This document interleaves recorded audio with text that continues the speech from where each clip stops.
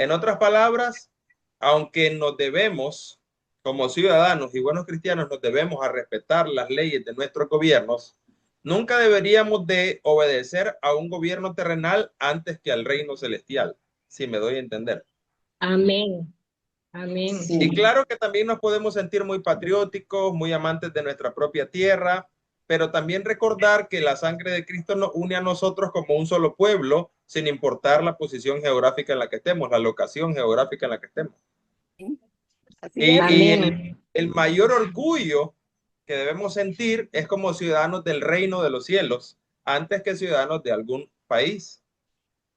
Amén. En esto estamos claros, hermano. ¿Verdad que sí? Somos ciudadanos del cielo. Sí. Amén. Fíjese que hace un tiempo yo aprendía con un hermano dominicano un canto muy bonito, un canto muy bonito.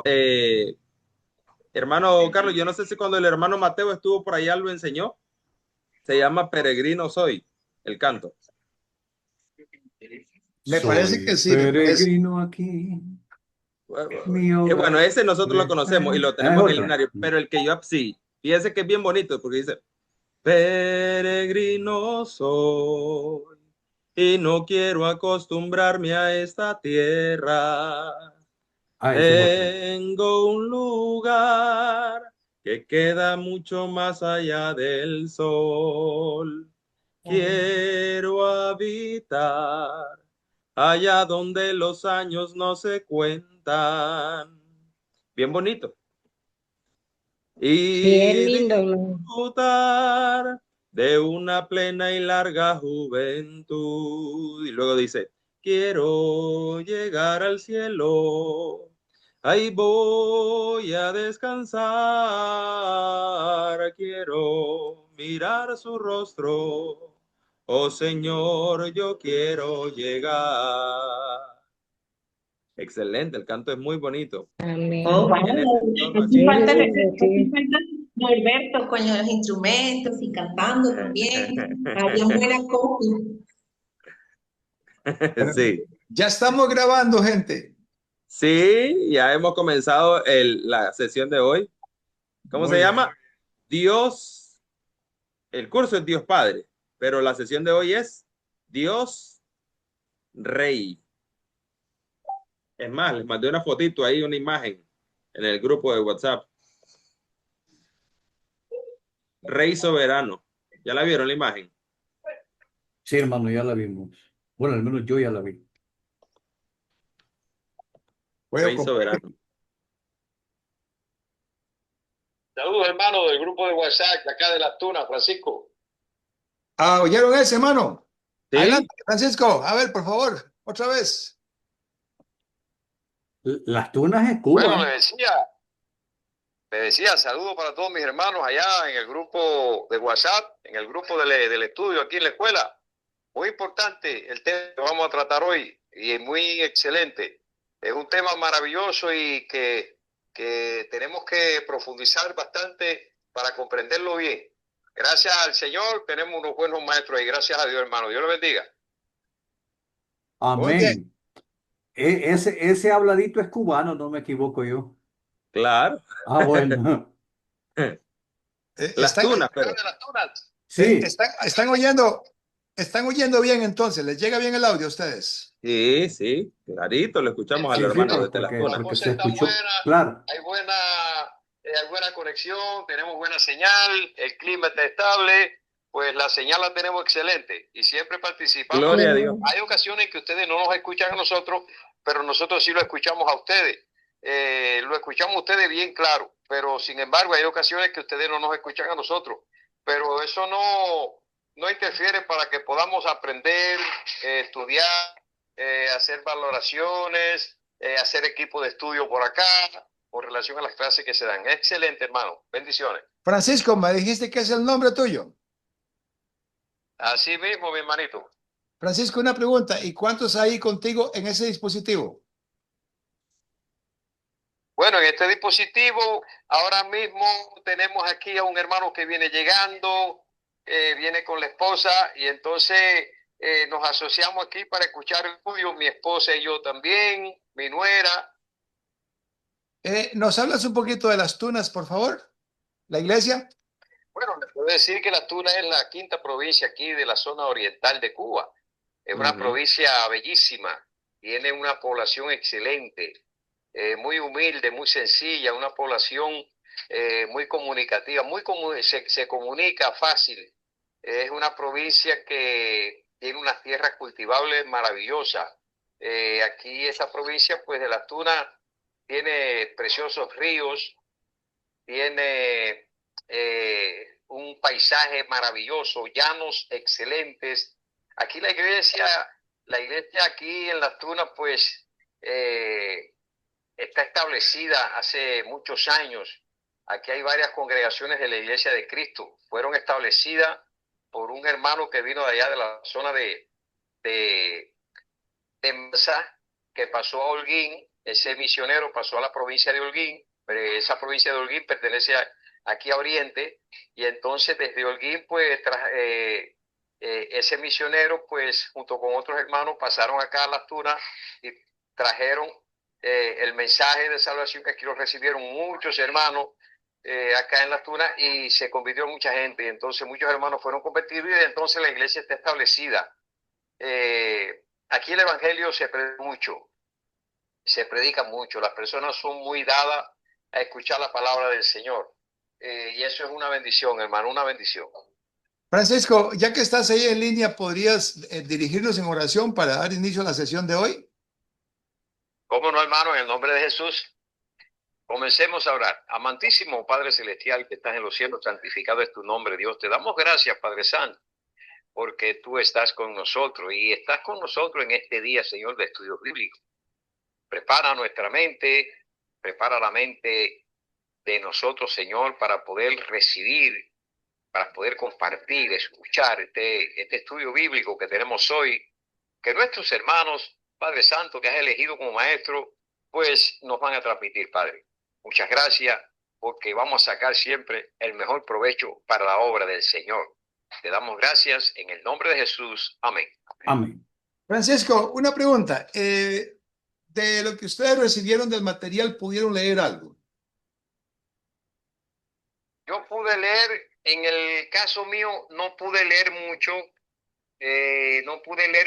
pero sí estuve al tanto de las clases, cómo no, del tema. Estuve al tanto del tema, lo que no pude leer fue mucho, pero sí me interesaría escuchar una explicación y compartirla.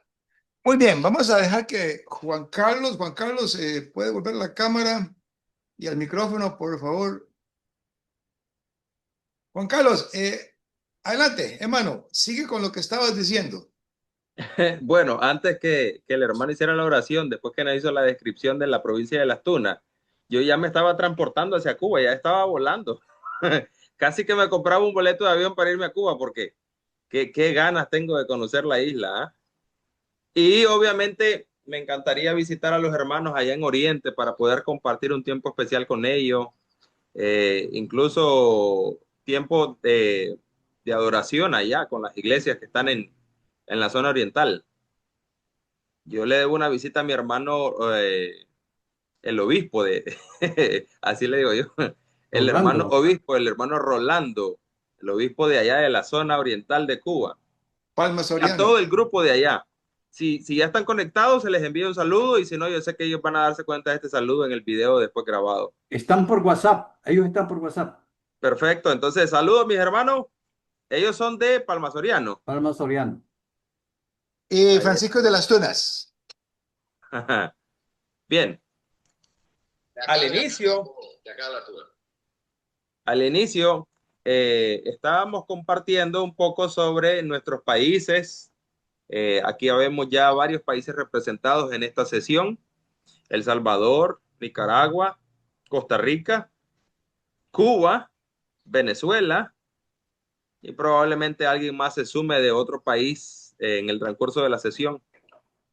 Y decíamos una reflexión importante, hermanos. Nosotros tenemos todo el derecho de sentirnos muy patrióticos, de sentirnos muy orgullosos de nuestra tierra que nos vio nacer, de sentirnos muy apegados hacia el lugar, la locación geográfica donde hayamos nacido. pero ese orgullo y ese patriotismo no debe superar el orgullo y el enorme agradecimiento que nosotros tenemos que sentir ahora que somos ciudadanos de un solo reino, ciudadanos de una sola, tenemos la misma ciudadanía, porque la sangre de Cristo nos ha hecho un solo pueblo. Aunque representemos nosotros a nuestros países, el hermano Humberto de El Salvador, nuestra hermana Carolina, Nérida de Venezuela, nuestra hermana Mara, Carlos y de Costa Rica y los hermanos de Cuba, pero ahora nosotros, recordemos, somos ciudadanos del reino celestial. Y ser ciudadanos del reino celestial implica también reconocer que tenemos un solo y soberano rey, ¿sí o no? Amén. El rey soberano que reina sobre nuestras vidas y que lo hace sin importar la locación geográfica donde estemos, sin importar nuestro linaje sanguíneo, sin importar nuestra posición social, sin importar ninguna circunstancia, simplemente porque somos criatura suya. Él nos amó tanto que envió a su Hijo unigénito para que todo aquel que en él crea no se pierda, mas tenga vida eterna. Pero no solo nos ha regalado la vida eterna, sino que también, y salvación, sino que también nos dio el derecho de ser hijos suyos y ciudadanos del reino celestial. Hoy vamos a hablar de Dios. El curso nuestro es Dios Padre. Después de haber estudiado un curso que se llamaba o se titulaba Jesús el Cristo, y que estudiamos la persona de Jesús, el Jesús histórico, su deidad y todo cuanto eso significa para nuestra vida como creyentes, ahora pasamos a un curso en el cual estamos aprendiendo más sobre Dios. Siempre me gusta recordar el versículo de Juan, capítulo 17, versículo 3. Si ustedes recuerdan, el Evangelio de Juan, capítulo 17, registra una oración de Jesús por la unidad de sus discípulos. ¿Se acuerdan? Juan 17. En el versículo 3, Jesús dice algo muy importante. Jesús le pide al Padre en oración: y esto es la vida eterna, que te conozcan a ti, el único Dios verdadero, y a Jesucristo, a quien has enviado. O sea, Jesús está resumiendo en ese versículo y en esa oración que la vida eterna consiste en conocer al Padre, en conocer al único Dios verdadero. En otras palabras, como yo siempre enseño a la iglesia, no basta solo con ir a la iglesia, no basta solo con salir a evangelizar, no basta solo con ofrendar, no basta solo con tomar la cena del Señor. Todas esas acciones son correctas, están bien, pero lo que nosotros necesitamos como creyentes, como verdaderos hijos de Dios, es buscar conocer a Dios verdaderamente cada vez más. Claro, obviamente no lo vamos a poder conocer a plenitud ni comprender a plenitud en esta vida terrenal y con esta mente tan finita. Sin embargo, la tarea es que busquemos conocerlo cada vez más y cada vez mejor. Así que felicito a cada uno de ustedes que está siendo partícipe de este curso, porque precisamente demuestran su interés, su ansiedad de conocer mejor a Dios. Y conociendo mejor a Dios, eso provoca en nosotros un corazón adorador legítimo. Porque ya lo hemos dicho muchas veces, lo hemos comentado. Si no nos damos a la tarea de conocer verdaderamente a Dios y nos estamos fabricando a Dios con los estándares culturales del mundo actual o con nuestros propios criterios, es muy probable que al Dios que estamos adorando los domingos en el culto no sea el Dios verdadero, sino que sea una imagen nuestra creado según nuestros criterios, y eso sea o se constituye en idolatría. Sin embargo, Dios nos da la oportunidad de conocerlo, y no solamente nos da la oportunidad, es que nos invita a conocerlo. El Evangelio según Juan, otra vez, dice que el Hijo, que nadie ha conocido a Dios jamás, pero que el unigénito del Padre nos lo ha venido a dar a conocer. Nos lo ha venido a dar a conocer. O sea, y como dijo Jesús a Tomás, quien me ha visto a mí, ha visto al Padre. Así que Jesús nos vino a hacer una exégesis del Padre, nos vino a hacer una demostración de quién es el Padre, cómo es su carácter, cuál es su intención, cómo es su amor. Todo lo que refleja Jesús es simplemente el origen del Padre, porque Él quiso venirnos a darlo a conocer. Así que nosotros en este curso estamos en esa tarea de conocer mejor a Dios. Y después de haber hablado de Dios como el Todopoderoso, el que todo lo sabe y el que todo lo puede, y el que está en todas partes, el omnipresente, pasamos a hablar la sesión anterior de Dios como creador y sustentador del universo. Aprendíamos lo que eso significa y las incidencias que eso trae a nuestra vida como creyentes. ¿Qué implicaciones tiene reconocer a Dios como el creador y el sustentador actual del universo? Él no solo creó, sino que sigue sustentando e incluso creación y que sea el sustentador del universo son cosas presentes, como bien nos explicaba nuestro hermano Humberto. Así que reconocerlo así nos pone o nos ubica en una posición correcta de humildad y agradecimiento. ¿Recuerdan? Luego hoy vamos a hablar y vamos a estar comentando entre nosotros la lectura de el Dios como Rey soberano. El Rey soberano, el que gobierna sobre nuestras vidas y el que tiene la potestad por encima de cualquier reinado del mundo para poder gobernar e incluso irrumpir en la historia humana como él mejor lo decide en su soberana voluntad. Lo vemos en la Biblia, lo vemos desde el Génesis hasta el Apocalipsis, cómo él participa, incluso irrumpe en la historia humana. Incluso él mismo se da la potestad de poder prescindir de las leyes físicas, como cuando detuvo el sol, como cuando caminó Jesús sobre el mar. ¿Cómo él se puede dar ese derecho de poder incluso irrumpir las leyes de la física? Porque él es soberano, porque él está por encima. Pero nuestros hermanos han, bueno, todos hemos hecho la lectura. El supuesto aquí es que todos hemos participado de la lectura para que vengamos a enriquecer la conversación, pero hay tres hermanos que están preparados para poder compartirnos desde su perspectiva. Puede ser exactamente de la lectura o incluso material extra de la lectura en el que nosotros podamos enriquecer lo que hayamos leído y reconocer al final de esta sesión a Dios como el Rey soberano de la tierra y de nuestras vidas principalmente. Hoy me gustaría cambiar el orden y me gustaría ubicar a nuestro hermano Humberto Cárdenas de primer lugar para que nos hable lo que él tiene preparado para nosotros. Hermanos, los invito a estar completamente atentos porque lo que vamos a escuchar ahora es lo más interesante sobre este tema para que enriquezca nuestros corazones. Hola, hermano, buenas tardes. El Padre gobierna la historia, providencia sobre lo grande y lo pequeño. Resumo eso en dos renglones. Dios gobierna el universo. ¿Es así? ¿Es absoluto? ¿No es abstracción? ¿Es concreto?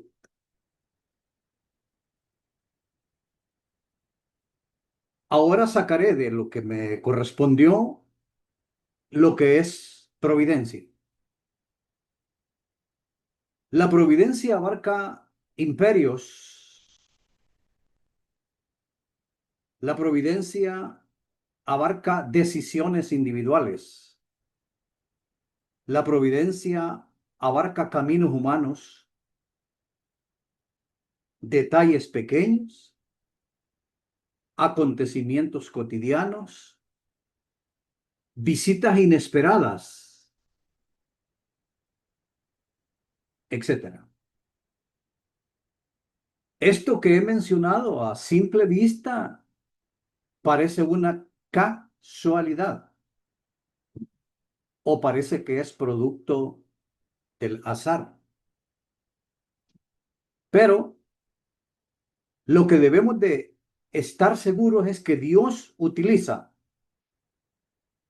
desde una conversación trivial, si quieres, hasta un encuentro con alguien cercano o lejano para mostrar su providencia. Repetiré esto. Dios utiliza desde una conversación, aunque sea trivial, hasta un encuentro con alguien cercano o lejano para mostrar su providencia. Si nos preguntáramos qué es providencia, bueno, existen varias definiciones. Providencia es el hecho concreto de que Dios, como lo dijo el hermano Juan Carlos en su introducción, gobierna, sostiene y dirige todas las cosas con un propósito.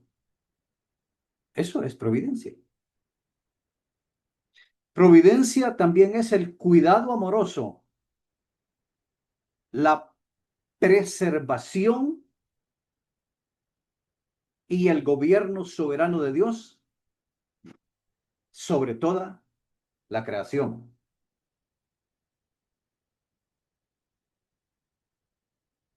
Providencia entonces es la certeza y la seguridad de que tu vida y la mía no es producto del azar. Y hay otra definición, entre varias, por supuesto, que a mí particularmente me gusta. Providencia es ver de antemano, providencia es proveer y providencia es cuidar. Así, lacónicamente. Providencia entonces significa que Dios no solo creó el cosmos. Providencia entonces es el hecho de que Dios no solo creó el cosmos y lo dejó funcionando solo, lo creó y lo dejó, como el pintor, ¿te acuerdas? Dije esto la vez pasada, que hace el cuadro, lo vende, lo compra el Museo del Louvre, lo cuelga y va a hacerse otro. No, providencia significa que Dios sostiene este universo, lo dirige y lo gobierna. Otra vez, como el músico con la canción. Si el músico deja de tocar, la canción se termina. Si Dios deja de sostener el universo colapsa. O, como dije la vez pasada, como el falsete de la malagueña. Tendrían que ir a averiguar qué es eso, pero bueno, yo me entiendo. La providencia, hermanos, se mueve en tres pilares. El primero es la preservación, es decir, la conservación, y esto está en Colosenses 1:17, lo estudiamos ya. Dios sostiene el universo. La providencia también se mueve en la concurrencia, es decir, Dios actúa por medio de causas secundarias, como las leyes naturales, actúa por medio de personas, actúa por medio de decisiones, actúa por medio de la historia misma, actúa por medio de un evento que nosotros creemos que es casualidad. Y también la providencia actúa, tiene otro pilar que se llama gobierno, que sería el principio de todo, es decir, Dios gobierna todo, Dios provee todo, o dicho fácil, Dios gobierna y tú decides, porque acordémonos que hay un libre albedrío. Veamos entonces cómo la providencia es real. Al principio dije que era concreta, pues entonces hoy estoy dando un sinónimo. Veamos cómo la providencia es real y opera desde un marco macro hasta el marco micro. Entonces, vamos a ver, miremos cómo la providencia opera desde lo macro hasta lo micro. Voy a dejar los ejemplos que tenía el material, no porque nos sirvan, sino porque este está bonito, este que voy a decirles. Lucas nos cuenta que hubo un decreto de César Augusto exigiendo un censo en todo el imperio romano. Lucas nos cuenta que César Augusto ordenó un censo en todo el imperio romano. Esto es lo macro. Este evento, que es el macro, obligó a una pareja a que se fueran, a José y a María, y que viajaran a Belén. Pues resulta que este decreto sirvió para el cumplimiento de una profecía que Jesús tenía que nacer en Belén. César Augusto no se dio cuenta. Él no sabía de eso. Pero ¿ves cómo Dios mueve sus hilos? Hizo que este hombre hiciera el decreto para que una profecía se cumpliera exactamente como estaba escrita en Miqueas, parece que es. Biblia no sé mucho, ¿sabe? Porque no tengo memoria fotográfica. Esto siempre lo he dicho y no me avergüenza. No me avergüenza decirlo. Mi memoria es de otra forma. Mi memoria no la quiero decir, pero no es fotográfica.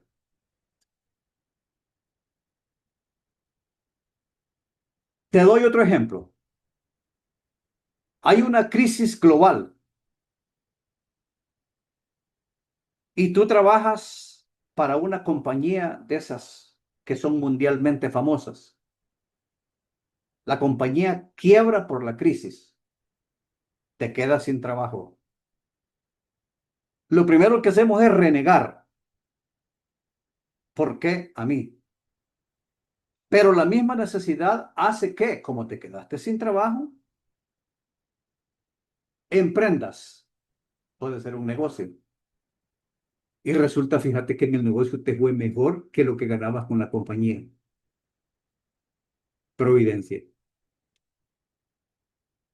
Te voy a dar otro, pero no te quiero aburrir. Pierdes las llaves.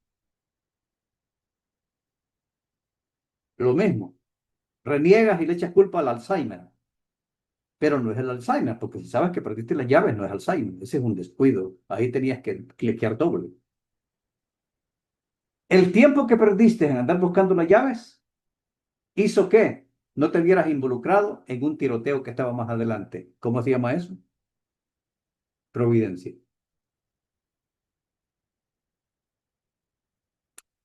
Mira, hermano, al tocar este tema de la providencia, es imposible que no salgan a flote subtemas como el azar, la suerte, el fatalismo, el destino, el libre albedrío y el clásico problema del mal. Mira, salen 6. Cuando uno toca la providencia, por ahí te aparece como efecto secundario el azar, la suerte, el fatalismo, el destino, el libre albedrío y el clásico problema del mal. Yo particularmente, mis hermanos, soy lego en asuntos de teología sistemática, en asuntos de filosofía de la religión, en asuntos de teodicea. Yo no sé nada de eso, jamás he estudiado. ¿Por qué digo esto? Porque los temas de los que estoy hablando se los voy a dejar a ustedes. Entonces, el resto de esto se los dejo, esta papa caliente se los dejo a ustedes. Ahora, por supuesto, para no dejar esto, para no dejarle las 6 papas, les voy a agarrar una, la más chiquita. Les voy a tomar el problema del mal. El problema del mal. Que intentaré explicar. Dando la más chiquita, entonces. Esta era la más grande. Voy a intentarlo entonces explicar sin filosofía, sin teodicea, sin teología sistemática, sin silogismo, lo haré simple. Vamos a ver que la didáctica me acompañe. La Biblia no presenta el mal como una creación de Dios, punto número 1. La Biblia no presenta el mal como una creación de Dios, sino como una intrusión en su creación.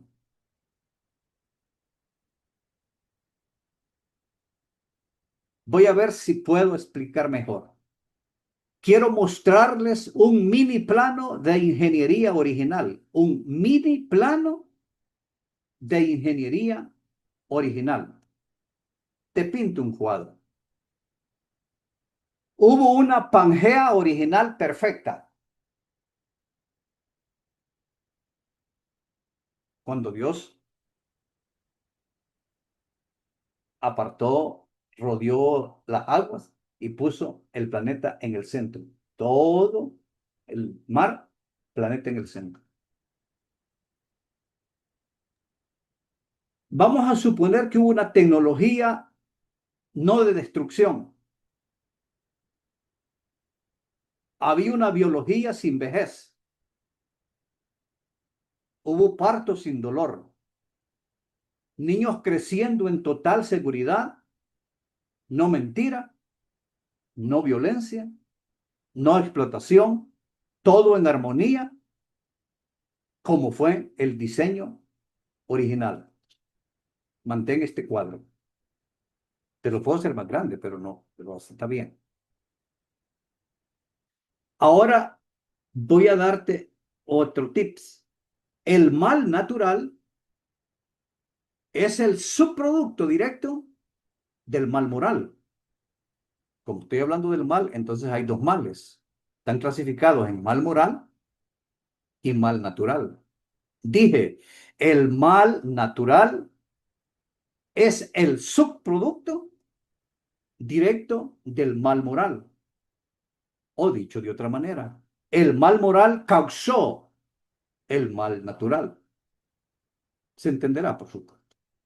Entonces, no están separados. El segundo, te digo, causó al primero. Lo explico. Dios diseñó el cosmos en orden jerárquico.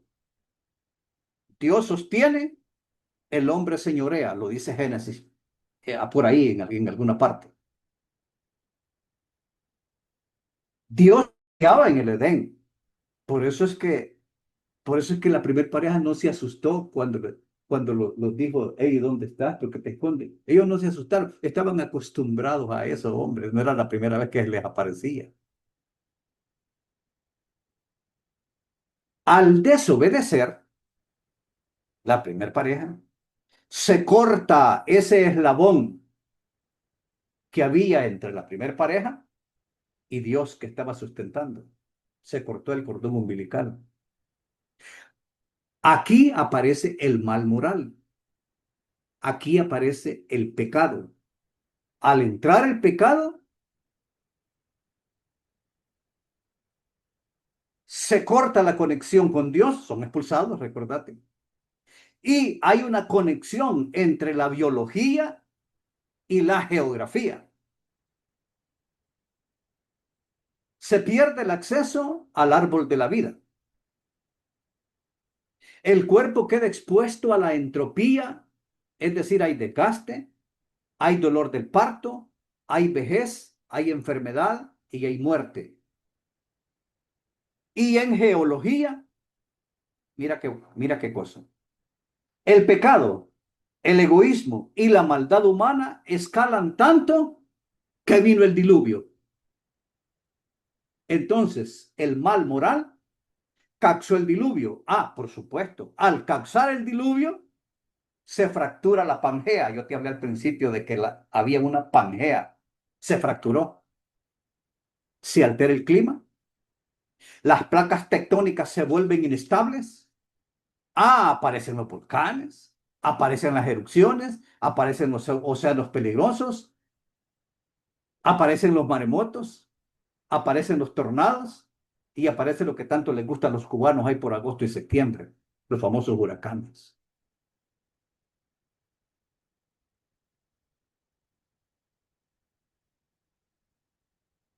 Te voy a hacer una analogía. Ya casi aterrizo. Un conductor estrella un carro nuevecito de paquete por ir borracho. Mal moral. Después, el coche tiene fallas cuando ya lo maneja. Mal natural. El coche tiene fallas por culpa del choque. No porque su diseño original venía para eso. Dios diseñó al planeta perfecto. Pero el mal moral hizo que apareciera un choque, que es el diluvio, y eso trajo como consecuencia todos los males naturales. Los males del mundo no son diseño original, son por el choque, por el pecado, por el mal moral. El diluvio es consecuencia y vinieron de ahí los males naturales. Voy a decir esto. Dios, porque la gente dice, ¿y por qué si Dios es poderoso, por qué no para el huracán que va para Cuba? ¿O por qué no paró el terremoto de Pompeya, por ejemplo, que hubo en aquellos tiempos, donde murieron miles y miles y miles? Mira, Dios no detiene cada desastre o Dios no detiene cada cáncer que le da a un niño. No porque no pueda, sino porque Dios decidió respetar el orden físico y la libertad del planeta que creó.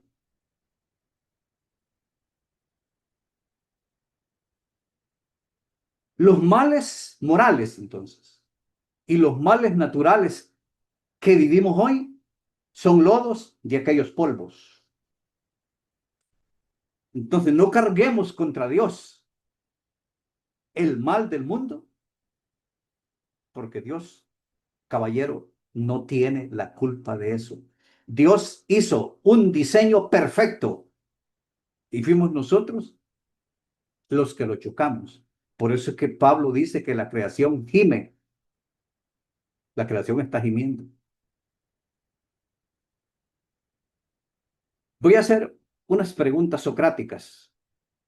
Si compras un carro último modelo y decides estrellarlo borracho contra un muro, ¿la culpa de que el motor de ese coche falla al siguiente día es del fabricante que lo diseñó o del conductor que lo maneja? No respondas, responde en tu mente. Si el dolor al parir, las catástrofes que ves en la tierra fracturada, la temblequera que me da a mí cuando ya tengo Parkinson, el cáncer que me puede aparecer más en adelante, no formaban parte del plan original de Dios, sino que entraron cuando decidimos independizarnos de la fuente de vida. Pregunto, ¿es justo culpar a Dios de los desastres ecológicos de un mundo al cual nosotros vandalizamos? Pienso que no. El mal, tanto el moral como el natural, no es un efecto de fábrica, sino que es la anomalía destructiva introducida por el pecado.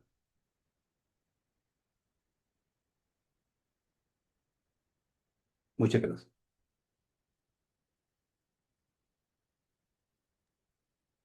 Y eso que no iba a ser teológico. No. Pero eso es teología, hermano, porque al fin y al cabo, cuando hablamos de la naturaleza, la voluntad, el actuar de Dios y las consecuencias de ese actuar en la creación, eso es teología pura, al fin y al cabo.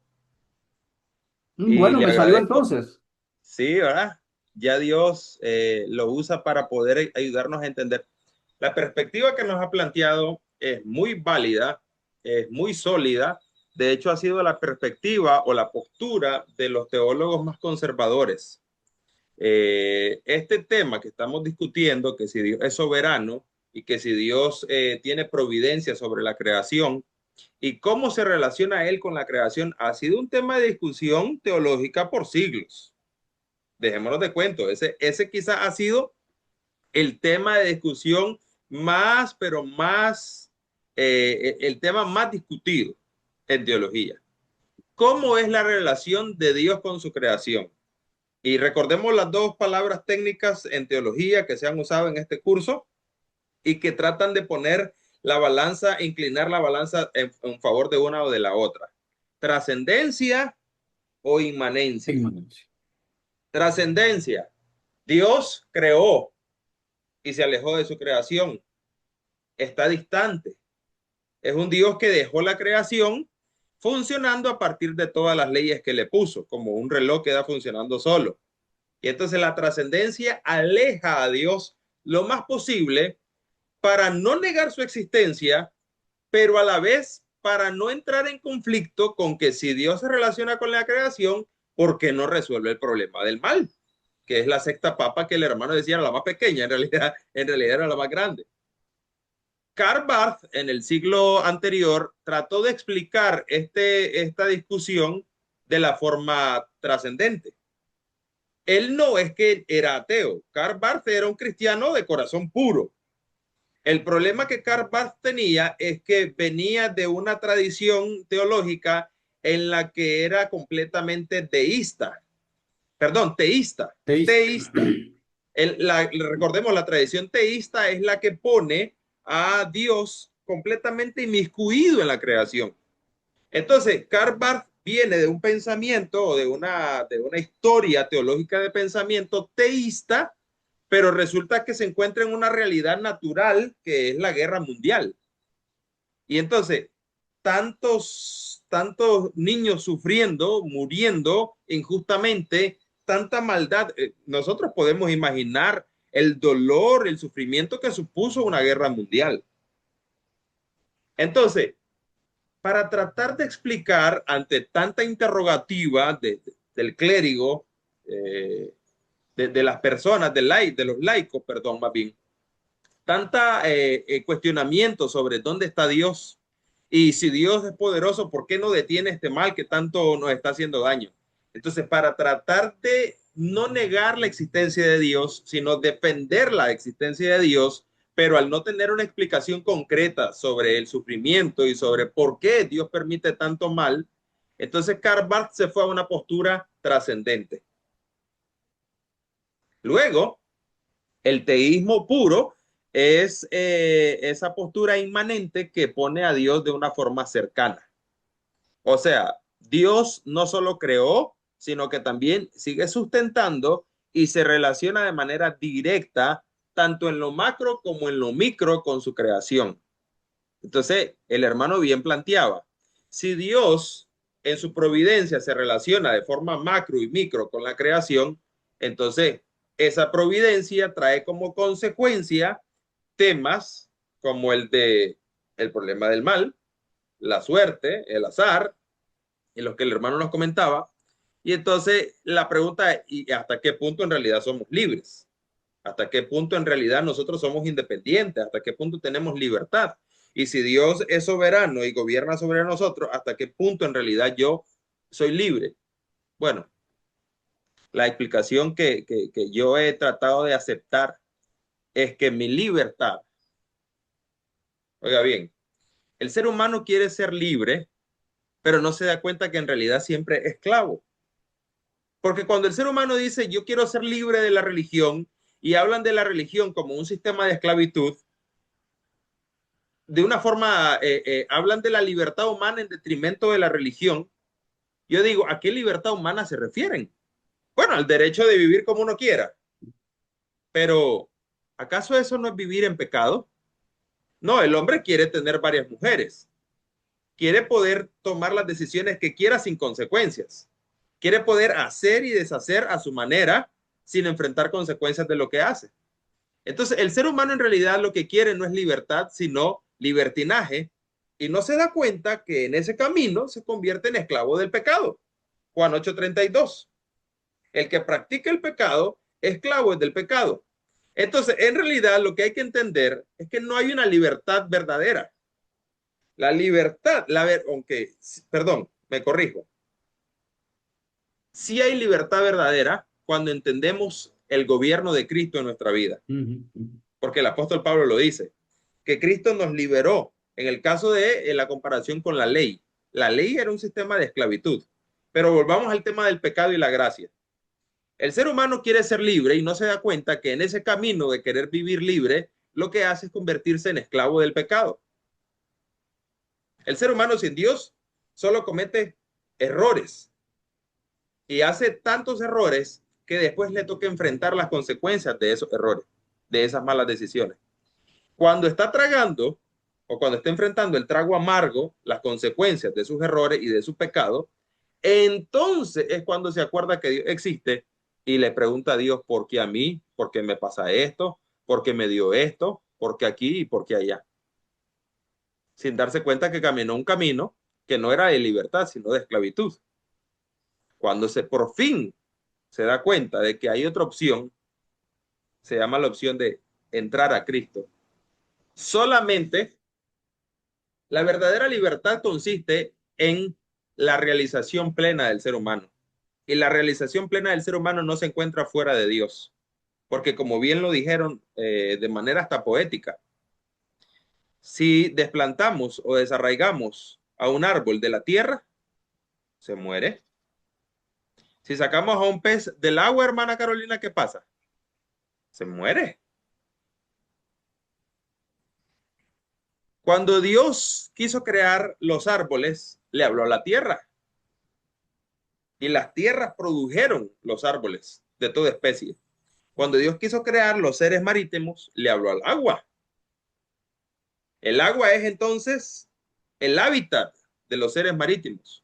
La tierra es el hábitat de las plantas, de toda la flora.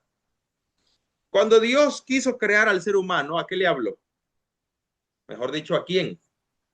A sí mismo. Génesis 1:26, ¿qué dijo? Hagamos al hombre a nuestra imagen conforme a nuestra semejanza. Entonces, así como para crear los árboles le habló a la tierra, para crear los peces le habló al agua, para crearnos a nosotros se habló a sí mismo. Se pusieron de acuerdo Padre, Hijo y Espíritu Santo. Y entonces produjeron la obra más hermosa de la creación, el ser humano, la corona de la creación. Entonces, así como la tierra es el hábitat de vida del árbol y el agua del pez, Dios es nuestra hábitat. En Dios es donde podemos encontrar la verdadera felicidad, la verdadera plenitud. Fuera de Dios, solo estamos condenados a morir. Lejos de Dios, solo estamos condenados a tener una vida. Lo podremos tener todo en el mundo. Podemos tener toda la riqueza, toda la fama, todo lo que nosotros queramos materialmente en el mundo. Pero qué desdichados seremos que lo único que tengamos sea riqueza. Qué desafortunados seríamos que lo único que tengamos sea una alta cuenta en el banco. Porque la verdadera felicidad, la verdadera plenitud, la verdadera realización del ser humano solamente está en Dios. Solo podemos encontrar vida verdadera, la que ofrece Jesús en Juan 10:10, en Él, en Cristo, en Dios. Entonces, la verdadera libertad es la que se experimenta cuando nosotros encontramos el propósito de nuestra vida y comenzamos a disfrutar nuestra vida. No de manera religiosa, porque en eso estoy de acuerdo con los que nos critican. La religión se vuelve un sistema de esclavitud.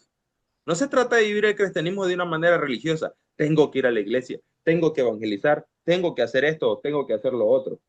Es que todo lo que hacemos lo hacemos en respuesta a la gracia que Dios nos ha derramado, en respuesta a ese amor que Él nos ha dado. ¿Por qué? Porque lo reconozco como el Rey soberano de mi vida. Y si cada ser humano llegase a entender esa verdad, que nuestra hábitat, nuestra verdadera fuente de vida es Dios, si cada ser humano entendiera eso, yo creo que ya estaríamos en el plano celestial. Porque Dios es tan misericordioso que ha dado oportunidad para que todo hombre se arrepienta. Y no queriendo Él que ninguno perezca, sino que todos procedan al arrepentimiento. Pero obviamente habrá quienes no se quieran arrepentir. Obviamente habrá quienes, como en el tiempo de Noé, más bien se burlen de la verdad y desobedezcan el llamado. Pero a todos aquellos que voluntaria y valientemente atendamos el llamado que Él nos hace desde la cruz del Calvario, podemos asumir el rol de ser hechos hijos de Dios. Y si hijos, también herederos. Herederos y coherederos de la gracia eterna que Dios tiene preparada para nosotros. Muchas gracias, hermano Humberto. La verdad ha sido una explicación.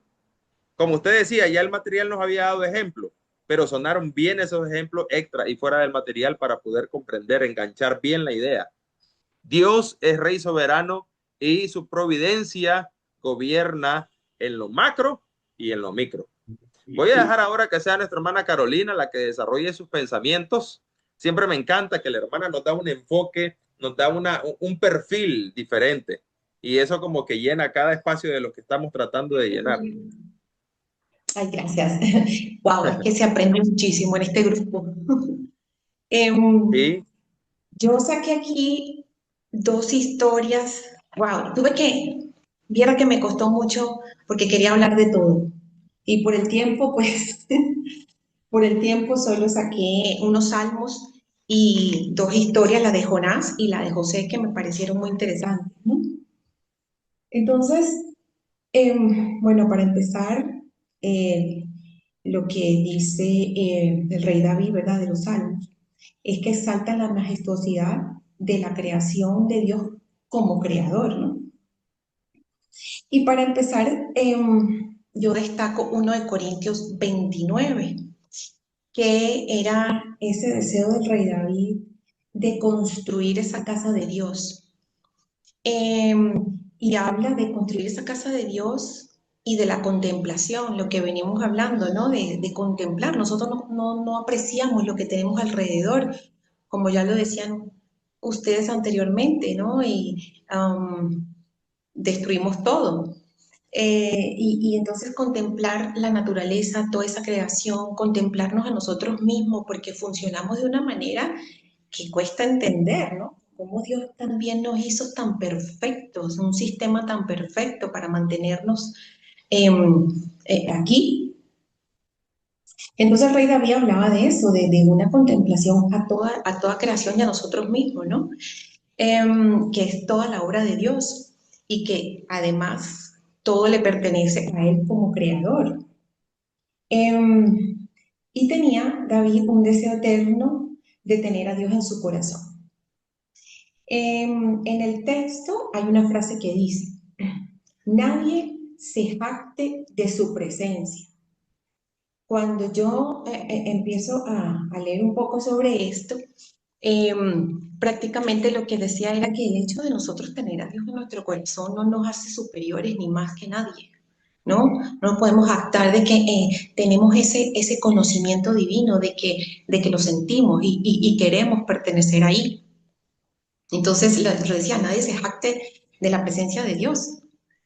Y aquí volvemos a lo que hemos venido conversando siempre, ¿no? Ese descentramiento del yo, esa caída del narcisismo, porque somos bastante narcisos.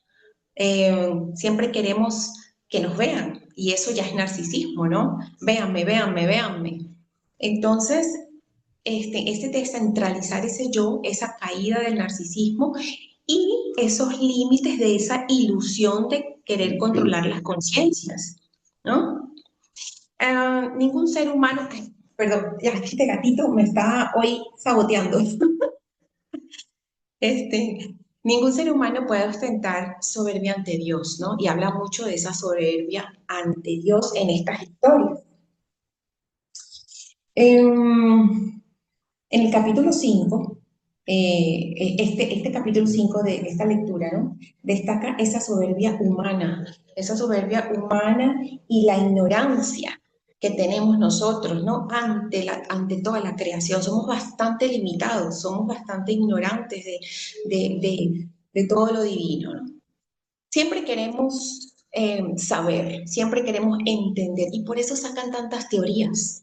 Porque sacar tantas teorías e intentar dar una explicación de la creación nos alivia, nos calma, porque nos hace sentir que tenemos cierto poder sobre la creación. Pero es imposible, ¿no? Entonces, hasta el psicoanálisis plantea que el yo, fíjense que el yo, estamos hablando de un yo como ese centro que nos domina. Y ya lo hemos discutido, si tenemos al ego como centro, pues somos del hombre, vamos a sufrir muchísimo, pero si quitamos ese ego y ponemos la divinidad, ponemos a Jesucristo como nuestro centro, dejamos de sufrir. Hasta el psicoanálisis lo dice, el yo no es el dueño en su propia casa, o sea, la casa somos nosotros y el yo es el centro, el yo no es el dueño de nosotros, ¿sí? Pero lo tomamos como el dueño, ya que la conciencia está sometida a fuerzas que aún se nos ha ocultado, son ocultas y están en el inconsciente, ni siquiera las teorías psicoanalíticas lo han podido entender. Entonces se habla de un absoluto que nos domina, de un absoluto que es el que nos da la paz, que el yo no es el centro de nuestra casa, porque hay cosas ocultas que el ser humano jamás va a poder entender por esa limitación que tenemos. Porque Dios dice, bueno, lo voy a crear, pero es imposible comprender a la creación, cómo viene todo eso. Entonces, seguir intentando justificar, buscar teorías, buscar todo esto que a lo largo de toda la vida, la existencia del hombre ha intentado entender, nos da calma un momentito a los que lo creen, ¿verdad?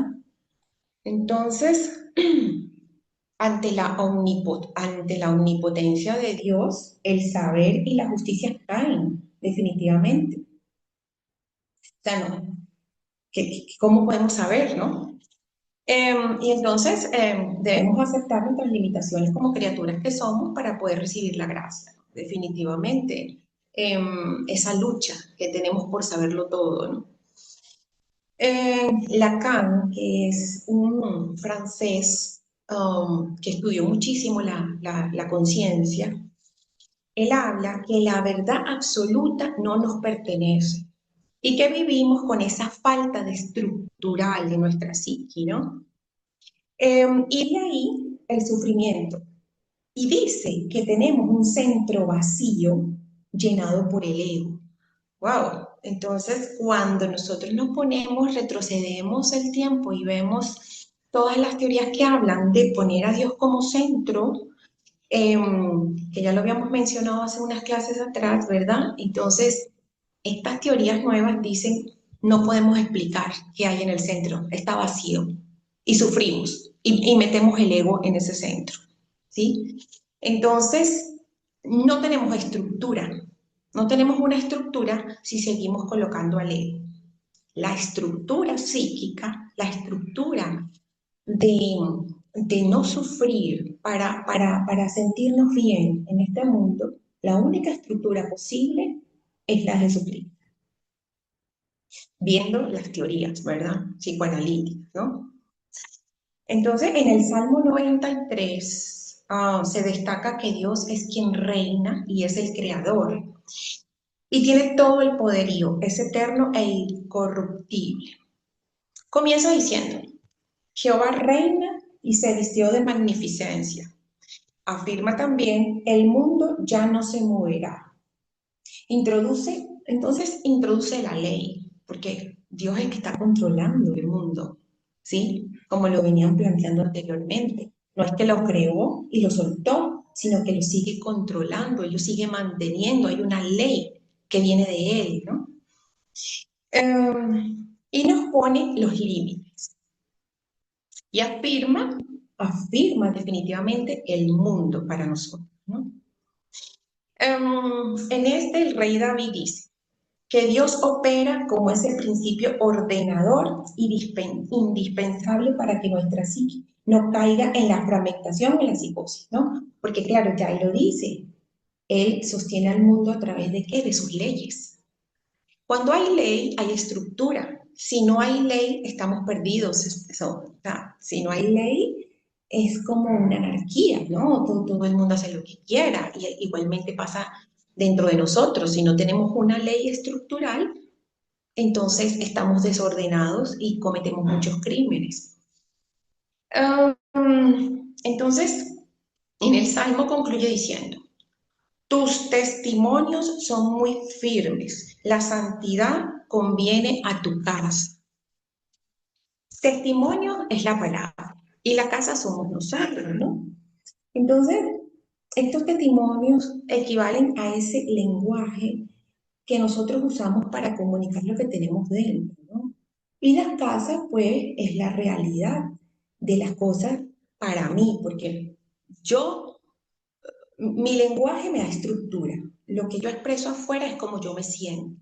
Yo puedo crear todas las realidades que yo quiera a través de mi lenguaje. Si yo todos los días estoy diciendo cosas negativas, mi realidad, ¿qué voy a ver? Lo que hablábamos de las creencias limitantes y todas esas creencias.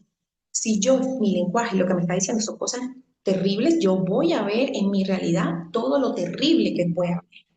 Si mi lenguaje es de amor, yo voy a ver en mi realidad todo el amor que yo pueda ver, ¿no? Entonces, tengo una manera de expresarme acerca de mi entorno y de lo que veo, y la casa será mi centro. Entonces ahí podemos ver realmente si tenemos, qué tenemos dentro, si nuestra casa está Jesús o en nuestra casa está el ego, ¿verdad? Porque desde el ego sí vamos a sufrir bastante.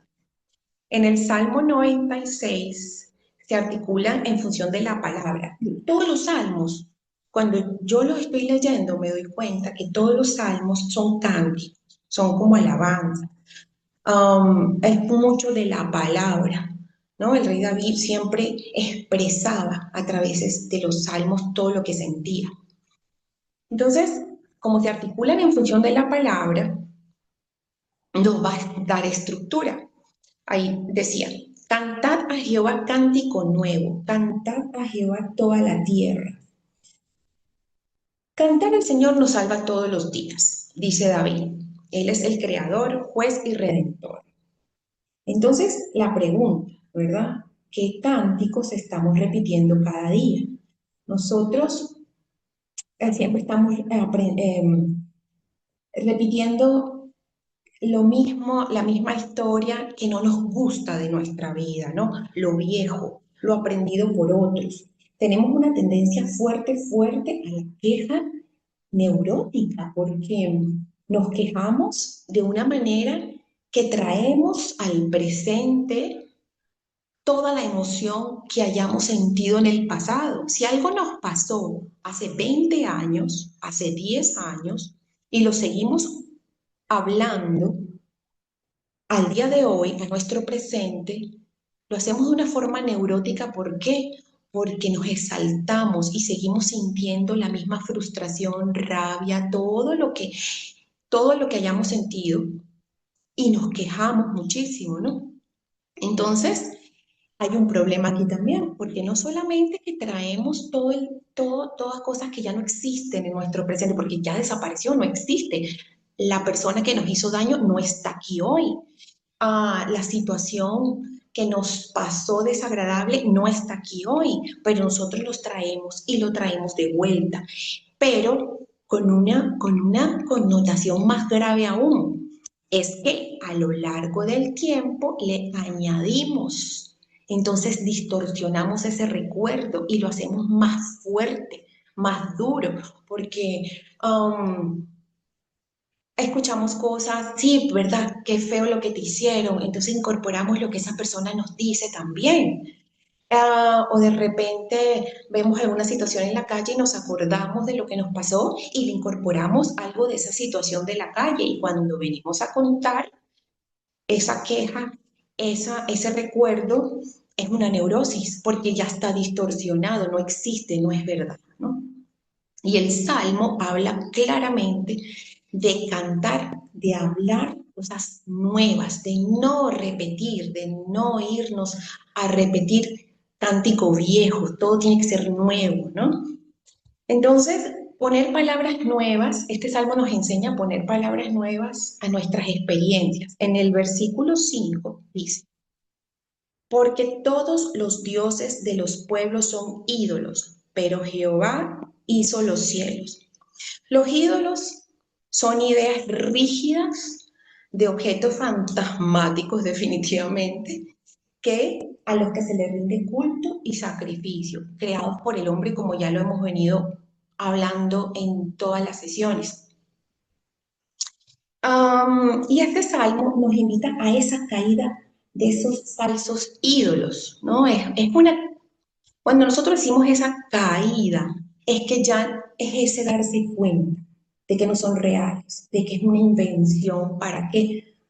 Con una falsa creencia de que nos van a salvar de algo, pero sí con sacrificios, ¿sí?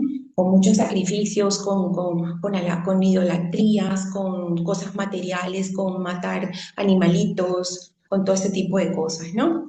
Entonces, este salmo nos enseña a que reconozcamos que la verdadera instancia creadora en nuestra vida es Dios, es Jehová, como dice en los salmos, siempre dice Jehová. Entonces, a partir de ahí, vamos a experimentar una reconciliación con nuestra realidad, porque ya abrimos los ojos, ¿no? Ese darnos cuenta, ese abrir los ojos, ¿no? Y cuando ya nos damos cuenta, podemos contemplar, porque nosotros no estamos contemplando absolutamente nada, estamos viviendo en una queja en el pasado, ¿no? Y podemos contemplar ya toda la creación una vez que empezamos con cántico nuevo, palabra nueva, que venga de Jesús, que venga de Dios, cosas bonitas, ¿no? Y dejar el pasado atrás, ¿no? Ya más adelante yo pongo lo que nos dice Jesús, del arado, no podemos ver atrás, no podemos ver atrás. Y nos dice muchos salmos que ver atrás nos deja en el pecado. Imagínense, yo pienso en el apóstol Pablo, ¿no? Si él hubiera visto atrás, jamás hubiera podido hacer lo que hizo, jamás hubiera podido escribir todo lo que escribió, porque ese hombre fue un asesino, fue violento. Entonces, sí, cuando él ya se entrega a Dios y habla de Jesucristo, de todas las enseñanzas, ver atrás no le hubiera dejado jamás hacer lo que hizo. En el Salmo 97 dice que el Señor reina, hace juicios rectos y nos invita a apartarnos del mal y que no nos acostumbremos al mal. Porque nos acostumbramos, vemos tanta maldad, tanta cosa que llega un momento en que ya no nos pega tan duro, es como que más de lo mismo. Nos vamos acostumbrando a eso, ¿no? Y aquí dice el Salmo 97 que no nos podemos acostumbrar a eso. Entonces se desarma esa falsa realidad en la que sustentamos nuestras vidas, ¿no? Estamos sustentando nuestras vidas desde el ego. Y entonces, si las sustentamos desde el ego, vamos a justificar todo el mal, ¿sí? Y aquí nos dice en el Salmo 97, no puedes acostumbrarte al mal, ¿ok? En el versículo 5 dice, los montes se derritieron como cera delante de Jehová. Eso es una invitación a dejar los prejuicios, definitivamente, ¿no? Y a dejar de traer otra vez, como lo vienen diciendo, el pasado al presente. Aquí entonces ya sí destaco, como dijo Jesús en Lucas 9:62. Ninguno que poniendo su mano en el arado mira hacia atrás es apto para el reino de Dios. Es que más claro imposible. No podemos continuar con la queja, no podemos continuar trayendo a nuestro presente cosas que no existen del pasado, que ya no existen. Pero le seguimos dando al primer lugar, lo seguimos poniendo delante de nosotros y ahí estamos sufriendo y sufriendo y sufriendo, ¿no? Entonces, bueno, cabe bien el ejemplo de Pablo. En el versículo 11 dice, luz está sembrada para el justo y alegría para los rectos de corazón. Fíjense que aquí, que para las teorías también, vuelvo a las teorías psicoanalíticas que estudian la profundidad de la psiqui o de la mente, el justo, en estas teorías, ¿qué significa el justo, no? El justo es quien no cede a los deseos oscuros, tanto de uno como de otros, que nos pidan hacer cosas, por ejemplo, o que veamos cosas y los sigamos, ¿sí? En esas faltas, ¿no? Entonces, el justo para la mente es ese que no cae en esos deseos, no juzga, ¿sí? Y tampoco trae al presente el pasado doloroso, el pasado pavoroso, ¿sí? Todos tenemos traumas, todos el día de hoy traemos un background fuerte, ¿sí? Porque hemos vivido cosas durísimas, pero aquí seguimos y seguimos con fe y seguimos confiando, ¿no? Entonces, la única forma de encontrar la luz cuando nosotros leemos los salmos nos lo dice claro, que es aceptar que le pertenecemos a Dios y no a la ilusión del ego, porque es una ilusión, es una ilusión, es una ilusión que hoy hablemos de cosas feas del pasado, ¿sí? Entonces, ¿Por qué lo continuamos haciendo? Porque interviene el ego. Y también hay una cosa que es que el ser humano que vive del ego le encanta escuchar el mal del otro. Le fascina escuchar el mal del otro, ¿no? Entonces, si yo voy a contar cosas terribles, las tengo. Hay muchos oídos para eso, muchísimos oídos para eso porque estamos dormidos. Y eso el ser humano tiene que sentir algo, porque si no sentimos nada, realmente dejamos de existir.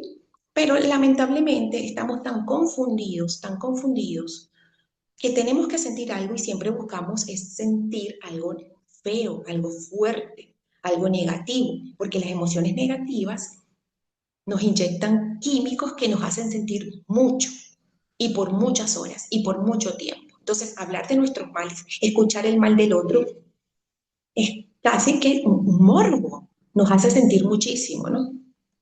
Entonces estamos tan distraídos que caemos nosotros mismos en esa trampa del ego y nos mantenemos en un sufrimiento eterno. Entonces estamos en este mundo sufriendo eternamente por todo, por lo que nos dicen, por lo que decimos.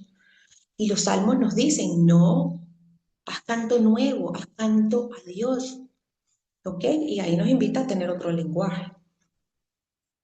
Entonces esa luz la vamos a encontrar cuando empezamos a alabar a Dios, cuando tenemos un canto diferente, ¿no? Y como decía el hermano Juan, no es estar metidos en la iglesia, no es tengo que. Si nosotros decimos tengo que, ya es una obligación, ya estamos obligados. Y como obligación ya nos pesa un poco. Tiene que ser natural. Todo lo que hagamos tiene que ser porque lo deseamos, porque nos hace sentir bien, porque nos regocijamos, ¿sí? De todas las enseñanzas y de todo lo que Dios nos deja como mandado. En Isaías 52 se basa en la espera de buenas noticias. Este me gusta mucho porque nosotros somos portadores de ¿qué? ¿De buenas o de malas noticias? ¿Cómo queremos ser vistos, no? Y realmente yo pienso que si queremos que el ser humano nos vea, que sea de buenas noticias, que sea que traigamos cosas maravillosas para decir, siempre. Entonces, es esa espera de en Isaías 55 lo describe como esas cosas anheladas que queremos compartir, que queremos escuchar, y habla del Evangelio. Yo no sabía qué significaba el Evangelio realmente hasta ahora, ¿no? que lo investigo en este capítulo 5. Y dice que el Evangelio es buenos mensajes, buenas noticias. Dice que la acción de Dios, que es la acción de Dios para salvar al mundo, para salvar a la humanidad, que anuncia paz, bien y salvación. Entonces, siempre estamos esperando el Evangelio. Nosotros siempre queremos escuchar buenas noticias, cosas lindas de la salvación, de cosas de como criaturas, ¿no? Que somos salvados todos los días. Entonces, el Evangelio nos restaura esa dignidad, porque la hemos perdido por el ego, estamos perdidos definitivamente. Entonces, ese Evangelio, lo que se dice, esos conocimientos que ustedes traen todos los días, restaura la dignidad humana, definitivamente. En el versículo 1 nos dice casi que a gritos, ¿no? Porque lo ponen hasta con mayúscula y con signo de exclamación. Despierta, despierta, dice, ¿no? Vivimos adormecidos, definitivamente. Aquí nos dice despierta y nosotros estamos dormidos. Entonces, Isaías 52, en el versículo 1, nos dice que debemos despertar. Vivimos adormecidos, atrapados en una repetición de nuestros síntomas. Que lo que vengo diciendo al principio, de nuestros síntomas, de nuestras quejas. Pero, entonces, ¿qué nos dice el Evangelio? Tenemos que asumir la responsabilidad y dejar de ser espectadores y pasar a la acción. Y ser portadores de noticias buenas. En el versículo 2 dice, sacúdete el polvo, por Dios, despierta, sacúdete el polvo, ¿no? Entonces, esas creencias, sacudirse el polvo, viene a ser esas creencias limitantes de las que tanto hemos hablado. Tenemos que dejarlas, nos limita, no podemos seguir creyendo en un otro, en un ego, en un otro igual de perdido que yo, ¿no? Sino en el Evangelio. Definitivamente el Evangelio es ese mensaje divino. En el versículo 7 dice, Cuán hermosos son sobre los montes los pies del que trae alegres nuevas, del que anuncia la paz. Es hermosísimo. El versículo 7 de Isaías 52 es bellísimo, ¿no? Entonces, ¿quién camina sobre esta tierra llevando evangelio, llevando buenas noticias, llevando una palabra de paz? Me parece hasta que se me erizaron los pelos cuando lo leí. Es bellísimo, ¿no? Pero nosotros estamos con los pies en la tierra llevando malas noticias, llevando desgracias, ¿no? Entonces, bueno, eso es un mensaje muy grande que tenemos que internalizar. En Mateo 6, el Sermón del Monte. Wow, el Sermón del Monte es para analizarlo palabra por palabra. No es tan sencillo, pero es increíble el poder entender el Sermón del Monte. Es algo de mucho estudio. Nos llama a confiar en Él, en Jesús, nos llama a confiar en Él mismo, ¿no? En Él que es Dios. Y que no nos exaltemos por las personas, que nos exaltemos ante Dios, ¿no? Entonces, tiene tres ejes estructurales, definitivamente. Tres ejes estructurales que son: uno, la mirada del otro, y ahora lo voy a explicar. El dos es la trampa del lenguaje, la trampa de nuestra palabra. Y el tres es la angustia. En el versículo 1, 4, del 1 al 4, Cristo advierte que no se debe hacer la caridad ni las buenas obras para ser vistos por el hombre. Exige que la mano izquierda no sepa lo que hace la derecha. Aquí tenemos la mirada del otro. Nosotros siempre estamos, véanme lo que hago, véanme qué buen cristiano soy, vean qué buena persona soy, vean que yo dono, que yo hago, que yo ayudo, lo que siempre estamos hablando. Y aquí lo dice Jesús en el Sermón del Monte, ¿no? Entonces, esa mirada del otro que siempre nos esté viendo, porque la mirada del otro es la del hombre, pero la mirada importante del otro es la de Dios, porque el ego busca la mirada del hombre. El centro Jesucristo busca la mirada de Dios.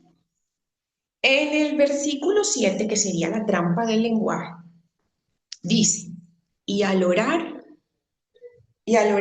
no uséis vanas repeticiones como los gentiles, que piensan que por su palabrería serán oídos. ¡Wow! La trampa del lenguaje, ¿sí? Pero como lo hemos dicho, yo puedo hablar y hablar y hablar, pero yo puedo mentir con la boca. El inconsciente es el que no va a mentir, porque mi cuerpo se va a mover en función de lo que realmente hay dentro de mí. Pero entonces aquí lo dice Jesús claramente, ¿no? La trampa del lenguaje. Pero sus acciones eran distintas, hacían otras cosas, su cuerpo se movía distinto. Y el tercer eje del sermón es la angustia, que está en el versículo 25, del 25 al 34. No os afanéis por vuestra vida, que habéis de comer o que habéis de beber. Así que no os afanéis por el día de mañana, porque el día de mañana trae su propio afán. Vivimos angustiados por el futuro. ¿Qué? Y no sabemos. Vivimos angustiados por el futuro, vivimos angustiados, vivimos resentidos por el pasado, nunca vivimos el presente. En el versículo 21-24 dice: porque donde está vuestro tesoro, ahí estará también vuestro corazón. Y ninguno puede servir a dos señores. No podéis servir a Dios y a las riquezas. En resumen, vivimos divididos entre el yo, el ego y lo divino. Claro, somos humanos, somos tan criaturas limitadas. Entonces, estamos divididos entre esas dos y no sabemos cómo lidiar con el ego, ¿no? Jesús nos enseña a vivir el presente, definitivamente. El presente. No somos omnipotentes, tenemos que aceptar que somos criaturas en falta, que intentamos controlar el futuro. Entonces, aquí llegó el otro caso. Aquí tengo dos que me atraviesan. Entonces, claro, aceptar eso nos va a aliviar, ¿no? Que estamos en falta y que solamente Jesucristo puede aligerar esa falta, llenar esa falta, ¿sí? En Génesis 45, bueno, hermano, si me alargo mucho, ustedes me frenan. En Génesis 45, el plan de Dios siempre tiene un propósito. Ese es el mensaje de Génesis 45. Dios transforma las tragedias en bendiciones. Y destaca la historia, quiero destacar la historia de José porque me pareció increíble. Quien fue vendido como esclavo por sus hermanos a Egipto, ¿no? Entonces, dice, bueno, José pasó años, cuando yo leo la historia de José, él pasó años con un dolor profundo y no entendía por qué sus hermanos lo vendieron. Y se preocupaba por la salud de su padre porque su padre lo amaba muchísimo y él sufría porque sabía que su padre estaba sufriendo porque creía que se había muerto, ¿no? Y él durante mucho tiempo ocultó su identidad. Entonces, en el versículo 3 de Génesis 45, dice, y dijo José a sus hermanos, yo soy José, ¿vive aún mi padre? O sea, el dolor de José de saber el sufrimiento que pudo haber sentido su padre por su muerte, lo hacía sufrir muchísimo. En el versículo 5, del 7 al 8, en el versículo 5, 7 y 8, José dice, no entristezcáis, ni os pese de haberme vendido acá, porque para preservación de vida me envió Dios delante de vosotros. Así pues, no me enviasteis acá vosotros, sino Dios. Wow, entonces ahí José no se pone de víctima, ¿no? No se pone de víctima de un crimen, sino que entiende que él fue como un eslabón de un plan mayor, de un plan divino, y que sus hermanos fueron utilizados para ese plan, para la salvación de ese pueblo, ¿no? Y de toda su gente. Y él entiende que fue un instrumento de Dios. En el versículo 15 dice, y besó a todos sus hermanos y lloró sobre ellos. Aquí hay una reconciliación que restablece el lazo social y familiar, ¿no? Nosotros vivimos desconectados del lazo familiar y social, vivimos en rebeldía, vivimos peleando, ¿ok? Entonces aquí, pues, como vivimos peleando, ¿por qué? Porque nos pasan cosas, porque nos hacen cosas, porque pensamos que el otro es culpable.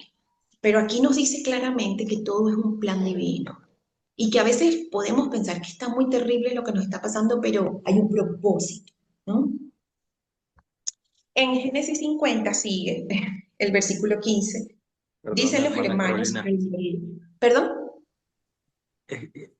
Quisiera interrumpirla un segundito solo para hacer conexión. Eso que usted acaba de decir ahorita, creo que se conecta directamente con lo que estudiábamos la sesión anterior, cuando hablábamos de Dios como creador del universo, pero también hablábamos sobre la base de un pasaje en Proverbios que habla de que la creación fue hecha también con sabiduría, no solo con poder. Y una de las implicaciones que tenía aceptar y entender que la creación fue hecha con sabiduría era el hecho de que no somos una basura cósmica. Lo que nos ocurre no está fuera de la voluntad de Dios, no está fuera de esa soberanía y providencia de la que estamos hablando. Entonces, como usted decía, todo es parte de un plan que Dios tiene para la creación, para nosotros. Y si el ser humano logra aceptar eso, logra entender eso, como dicen en Honduras, le cae el 20. O sea, como mismo, por eso quería interrumpirla y me disculpa, como mismo le pasó a José, tantos vejámenes que sufrió, tantas vicisitudes que tuvo que enfrentar, tanta traición, tanta injusticia. Y la mujer de Potifar lo acusó injustamente, y a él sí fue injustamente. Y cuando nosotros como seres humanos normalmente sufrimos esas cosas o cosas como esas, tendemos a renegar, como decía la palabra del hermano Humberto, renegamos contra Dios, renegamos contra el universo, contra lo que ocurre, porque no entendemos que Dios está en control Y si entendemos que Dios está en control, entonces hasta esas cosas que son amargas, que son difíciles de entender, que son tristes, llegamos a tener, tal vez no en el momento, tal vez no cuando estamos sufriendo, pero luego el sufrimiento produce madurez en nosotros cuando lo enfrentamos conscientes de que Dios está en control, de que su voluntad es buena, agradable y perfecta, dice Pablo. Y entonces al final podemos llegar a expresar como José. Mire que usted lo planteó de una forma muy progresiva. José fue enfrentando esas cosas y al final no se puso en el plan de víctima, sino que él le dijo a sus hermanos que no se lamentaran, porque para salvación de muchos, o sea, José entendió que las cosas pequeñas que le iban pasando a él eran parte de un plan más grande, como bien nos explicaba el hermano Humberto, las cosas micro, parte de un plan macro. Y entonces al final el propósito macro, como quien dice, la perspectiva ampliada. A veces tenemos el espectro tan acercado, pero la perspectiva ampliada, hay que ampliar el espectro, hay que ampliar la visión. Y cuando nos ponemos en el plan de Dios o nos ponemos en sintonía al plan de Dios, logramos ver que nuestro sufrimiento personal, por muy doloroso que sea, no es el todo, ni que el universo gira alrededor de nosotros. Nos ubicamos en una posición humilde y entonces, en primer lugar, reconocemos la providencia de Dios, su soberanía y el hecho de que hasta lo malo que nos ocurre puede redundar para un bien para nosotros o para nuestros seres queridos. Sí, como usted dice, definitivamente no lo entendemos en el momento y pueden pasar años, mucho tiempo, pero en algún momento lo vamos a entender. Es así. Aquí en el Génesis 50, en el versículo 15, los hermanos, como se sentían culpables por todo lo que habían hecho, dice, quizás nos aborrecerá José y nos dará el pago completo de todo el mal que le hicimos, ¿no? Entonces, cuando nosotros cometemos pecados, siempre sentimos una cierta amenaza, porque una culpa, y la culpa, ¿qué genera? La culpa genera algo siempre. Cuando yo siento culpa, genera castigo. Estoy esperando un castigo. Eso es así, siempre. Y los hermanos de José se sentían en culpa, estaban esperando ese castigo por su hermano, ¿no? Pero aquí José entiende el propósito de todo y en el versículo 19 dice José, ve a sus hermanos llorar y les dice, no temáis, ¿acaso estoy yo en lugar de Dios? Wow, o sea, es que Dios es el único que tiene el poder de actuar. O sea, nadie tiene por qué castigar, ¿no? Al otro o tomar represalias o aborrecerlo, ¿no? Entonces, aquí José sabe que solo Dios tiene el poder de castigar o de absolver, definitivamente, ¿no? Las faltas de nosotros. ¿Puedo decir una historia más de Jonás? Me encanta la de Jonás. Wow, es increíble porque describe cómo somos nosotros a la perfección, ¿no? Y cómo Dios lo confronta. Jonás 4, ¿no? Aquí nosotros siempre queremos la justicia, pero para los demás, para mí no. Castigar al otro, a mí no, a mí yo soy buena, no, yo no lo hice tan mal, ¿no? Vivimos así. Y aquí lo describe perfectamente, ¿no? Esta historia es interesantísima, como sucede todo, porque se manifiesta el resentimiento, la queja, la venganza, la frustración, la ira, todo eso lo manifiesta Jonás, ¿no? Cuando Dios no castiga al otro, ¿no? Y ese ego narcisista de Jonás lo pone a sufrir violentamente, ¿no? En el versículo 1 y 2 dice, al Jonás ver que Dios perdona a la ciudad de Nínive porque se habían arrepentido sus habitantes, él se enojó en extremo. En el versículo 3:8 dice, Jonás le dice a Dios, te ruego que me quites la vida porque mejor es la muerte que la vida. Wow, o sea, de verdad que el narcisismo de Jonás el ego estaba a la máxima expresión, ¿no? Que me quites la vida porque no castigaste al otro. Entonces él entra en ese bucle, Jonás, en ese bucle melancólico, ¿no? De puro capricho, porque quería ver la destrucción de la ciudad y Dios no le responde a su demanda, ¿no? Y Jonás prefirió morirse, ¿no? Antes de renunciar a tener la razón. Siempre queremos tener la razón. ¿Por qué? Porque la razón nos pone por encima del otro. A veces estamos, ves que y nos decimos mucho, yo tenía la razón, te lo dije. ¿Ves que yo tengo la razón? No, yo no tengo la razón, tú tienes. La razón para el ego nos pone sobre el otro ser humano, ¿sí? Entonces Jonás, o sea, no tener la razón aquí, él dijo, no, yo me destruyo y mátame porque yo tengo que tener la razón, ¿no? Entonces, en el versículo 6, Dios hace crecer una calabacera, que es una planta, ya la investigué, es una planta que tiene unas hojas muy grandes y que dan mucha sombra y frescura, ¿no? Que era de hojas grandes y que cubrían toda la casa de Jonás y lo protegían del calor y lo liberaba de su malestar, así explica, ¿no? Y Jonás se alegra muchísimo porque eso le daba alivio, ¿no? Y le gustaba la frescura, ¿no? Aquí podemos decir que esa planta viene a representar casi un fetiche, ¿no? Un fetiche es algo que yo necesito para sentirme bien o para cumplir algún deseo, ¿no? Entonces esa planta viene a formarse como cierto fetiche hacia Jonás, donde con esa planta yo me siento bien y me gusta y entonces me aferro a ella para estar bien. Era algo de que agarrarse, ¿no? Para apaciguar el enojo, porque bueno, estoy frustradísimo porque Dios no quemó a la ciudad, no la destruyó.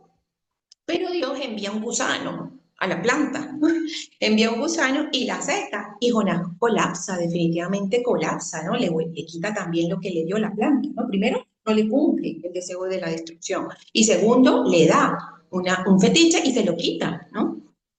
En el versículo 4 y 9, Dios pregunta, ¿haces tú bien en enojarte tanto? Le pregunta Dios a Jonás. Y Jonás responde, mucho, me enojo hasta la muerte. Increíble, ¿no? Entonces, Dios, definitivamente, como Jesús nos representa en la historia, Dios no da sermones de es que tú tienes que, es que porque tú te sientes así, como hace la psicología, terrible, y nunca llega a ninguna parte, jamás se alivia a nadie, ¿no? Entonces, es como mantener al paciente ahí cobrando, ¿no? Una cosa nefasta, terrible, de verdad, ¿no? Por eso nadie se cura.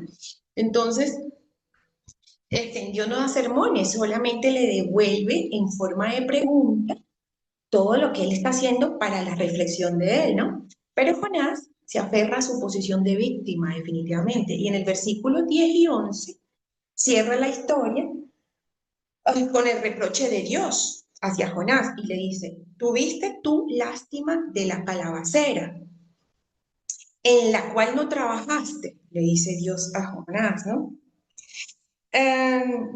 Y no tendré yo piedad de Nínive, aquella gran ciudad donde hay más de 120,000 personas que no saben distinguir entre la mano derecha y la izquierda, le dice Dios a Jonás. Entonces, Dios le demuestra a Jonás que el mundo, como decía usted, hermano Juan, hace ahorita mismo, que el mundo no gira en torno a uno, que el mundo no giraba en torno a él, ¿no? Y le desinfla, definitivamente destruye el ego, se lo destruye, ¿no? Y lo sitúa en el lugar de el pequeñito insignificante. Cuando nosotros somos soberbios, Dios nos va a poner como ese pequeñito insignificante, como ese gusanito aplastado, ¿no? Y aquí la historia de Jonás lo dice, pero claramente, ¿no? Como somos destruidos por nuestro ego. A menos que nos arrepintamos, a menos que comencemos a cántico nuevo y a menos que llevemos el Evangelio como que son buenas noticias, bonitas noticias, tanto para nosotros como para los demás, ¿no? Y para terminar, ya. Mateo 28, versículos 19 y 20, Jesús dice, Id y haced discípulos en todas las naciones, enseñándoles que guarden todas las cosas que os he mandado. Y he aquí que yo estoy con vosotros todos los días hasta el fin del mundo. Ese mensaje es hermosísimo. Es hermosísimo porque hacer discípulos o decir la palabra es llevar ese evangelio, pero de una forma, con una sabiduría que yo siento que todavía nos falta muchísimo. Bueno, voy a hablar de mí. O sea, es tan lindo, pero tener esa responsabilidad tan grande que nos deja eso de llevar el evangelio no es cosa sencilla, porque tenemos que quitar el ego definitivamente. Y tenemos que empezar a hablar un lenguaje absolutamente diferente del que hemos venido hablando hasta hoy, porque ese lenguaje es el que nos ha mantenido en sufrimiento, ¿sí? Traer los fantasmas del pasado que ya no existen, hablar del otro, de cosas terribles, aceptar, normalizar las violencias, normalizar los delitos, normalizar todo lo que vemos todos los días, ¿no? Entonces, bueno, esa era mi participación hoy, ¿no? Hice muchas otras cosas, pero es que por tiempo. Pero, wow, hermana Carolina, todo lo que usted nos comparte deja ver que no solo hace la lectura, sino que saca la tarea, de verdad. Esas reflexiones a las que usted nos lleva, que son muy valiosas, porque son la perspectiva única de usted. O sea, usted nos comparte su perspectiva y es enriquecedora porque no es nada superficial. Nos ayuda a ubicarnos y a analizarnos desde lo más profundo de nosotros y cómo está nuestro comportamiento delante de Dios o cómo está nuestro ser delante de Dios.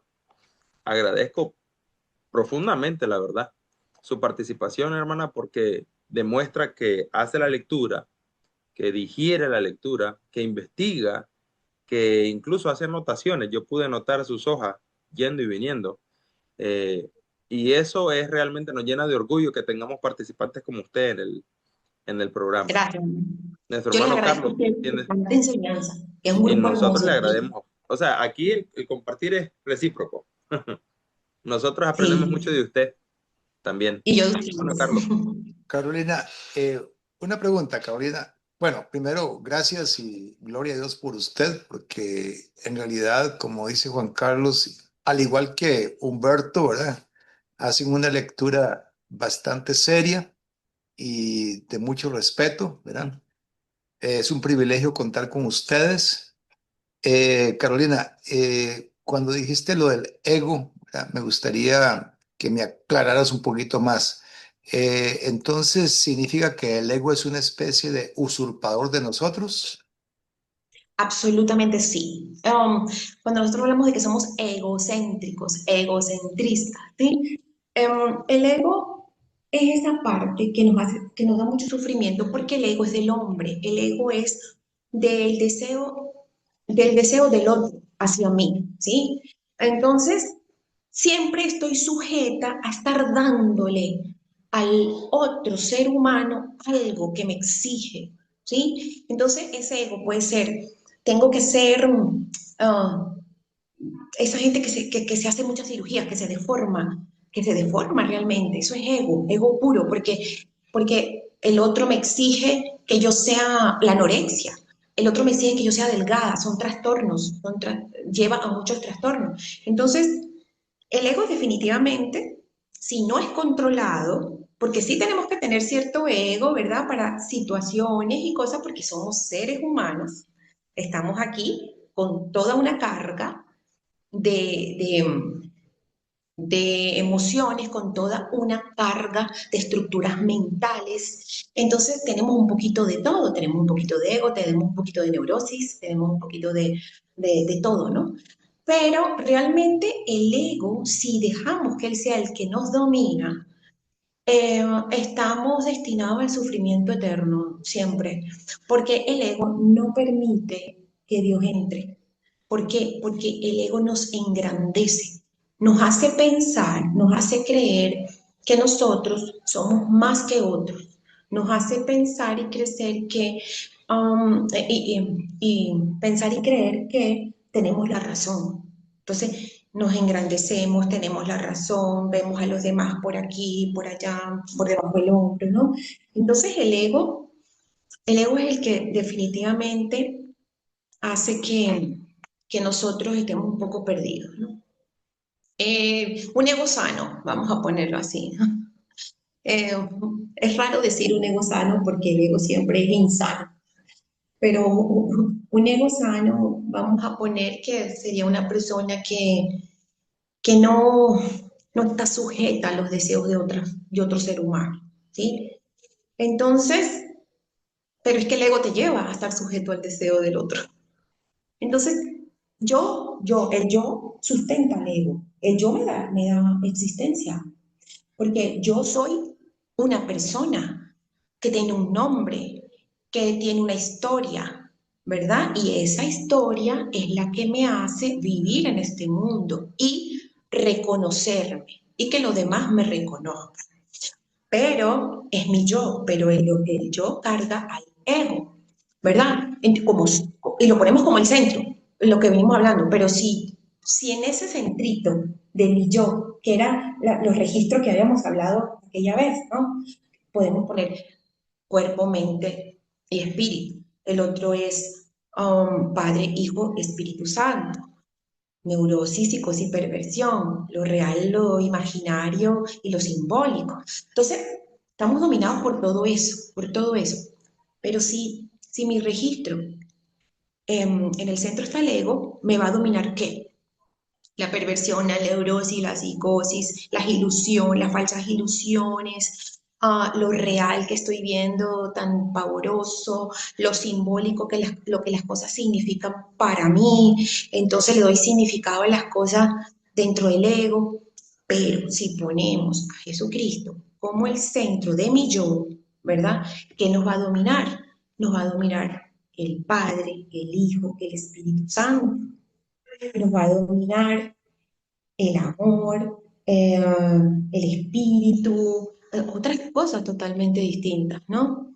Entonces es como darles espacio, quitar un poco el ego y darles espacio a Jesús para que sea el que está dominando el yo, a uno, a nuestro ser interno, ¿no? Y definitivamente es la luz que vamos a proyectar.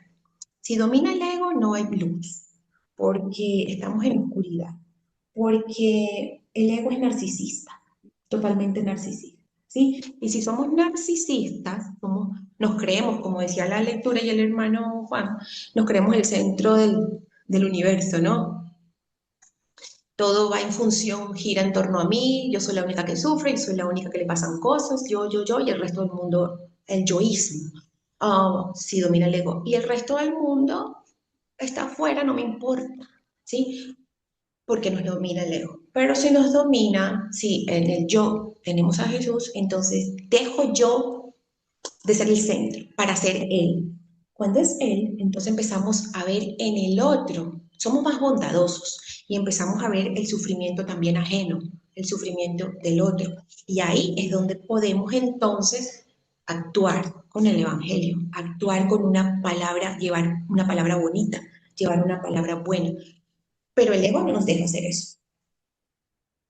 Carolina, sí, mira, cuando hablas me emociono mucho porque toda la exposición tuya tiene que ver 100% con el capítulo, que es que Dios reina. Y una de las maneras, bueno, una manera como Dios reina es que nosotros le hagamos campo, que nuestro ego, ¿verdad? Pongámoslo así, muera.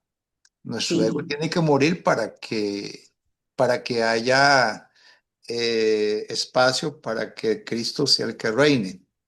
El De hecho, capítulo- hermano Carlos, perdón, cuando hablábamos ¿se acuerda cuando hablábamos que usted lo resumió increíblemente y lo tengo ahí guardadito? De la muerte, sepultura y resurrección.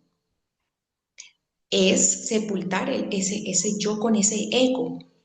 Y en esa resurrección está Jesucristo, definitivamente. O sea, resucitar, no podemos resucitar con el ego.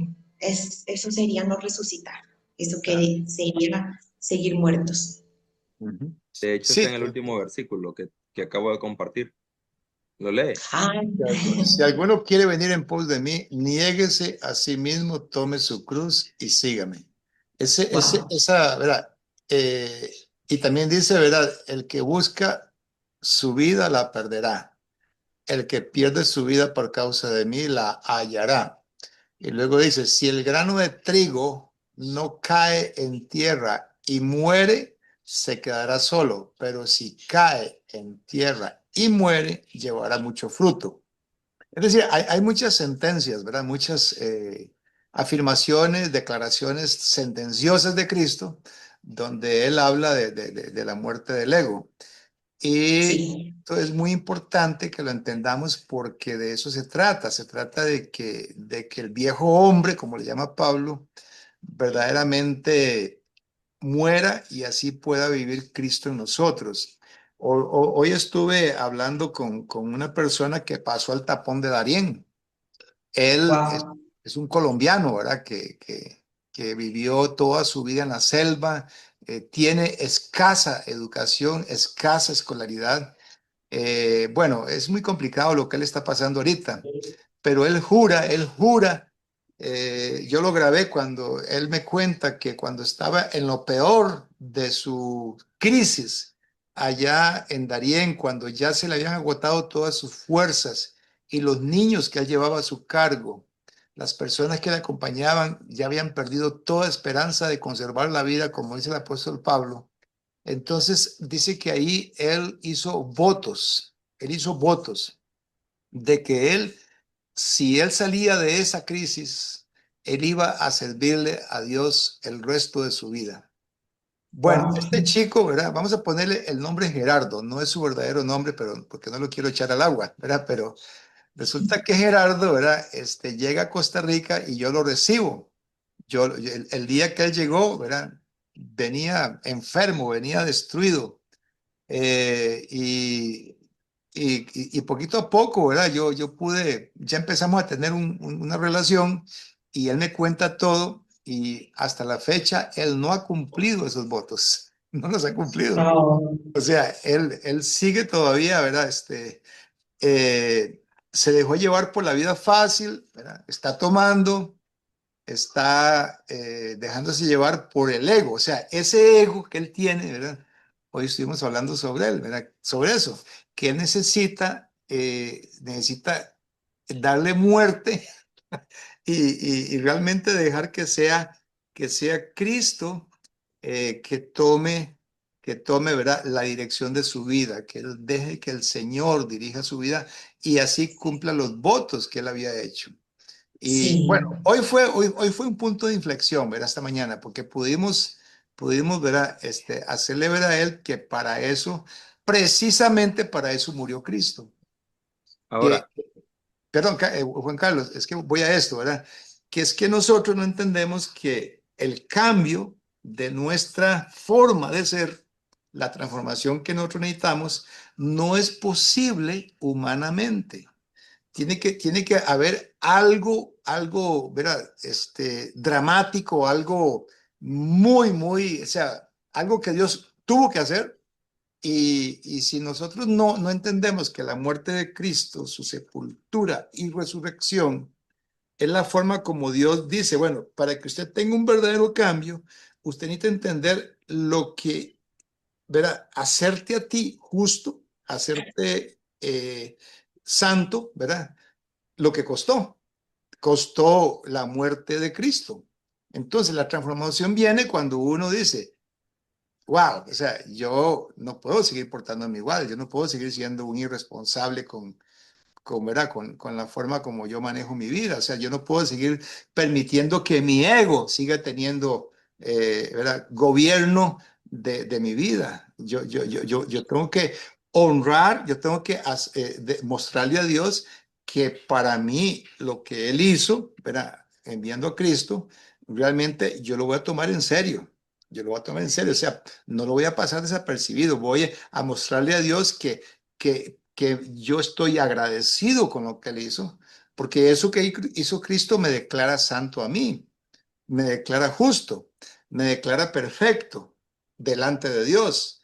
pero no basta con eso. Basta que yo entonces viva una vida en la que esa certeza de que soy justo y de que soy santo para Dios, por su gracia, ¿verdad? Haciendo morir a Cristo, entonces voy a cerciorarme de que mi vida esté a la altura de eso que Cristo hizo por mí, que sea a la altura, o sea, vivir una vida como es digno del llamado que Dios nos hizo. Efesios capítulo 4. Es decir, estamos hablando del reinado de Dios en nosotros. Por eso Cristo dijo, ¿verdad? Arrepentíos porque el reino de Dios se ha acercado. Si Dios va a reinar, para que Dios reine, yo necesito tener un arrepentimiento, una metanoia, o sea, una verdadera muerte y una verdadera resurrección de mi ser, para que así entonces el reino de Dios tenga alojamiento en mi ser y el ego pueda morir.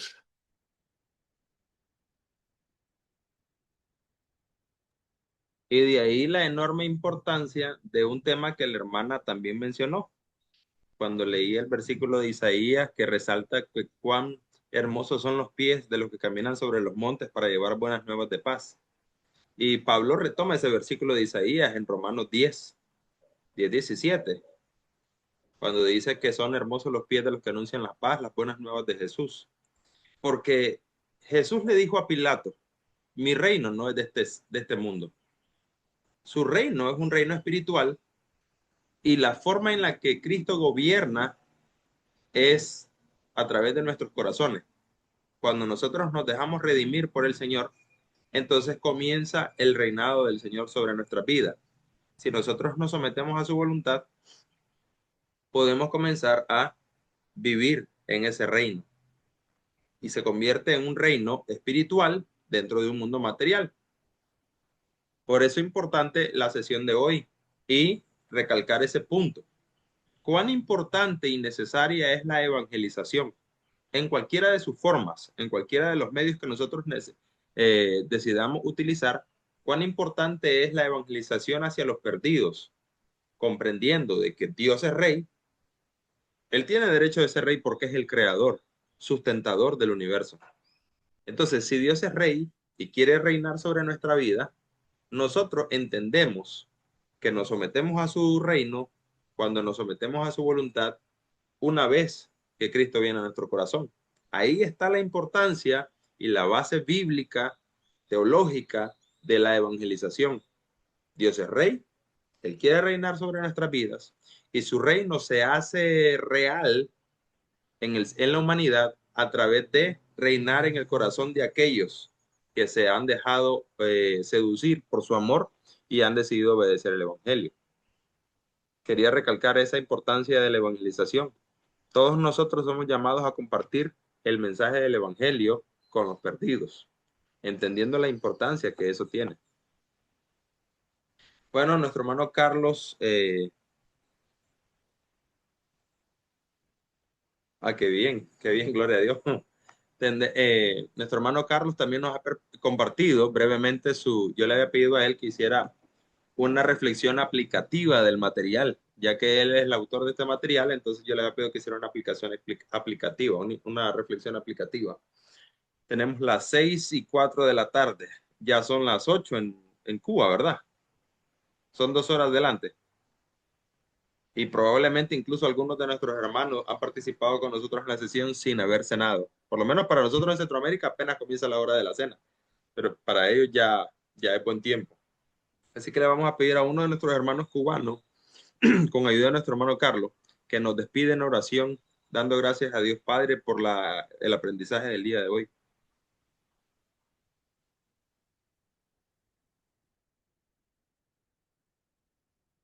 ¿Algún hermano cubano, por favor? Rolando, ¿estás ahí?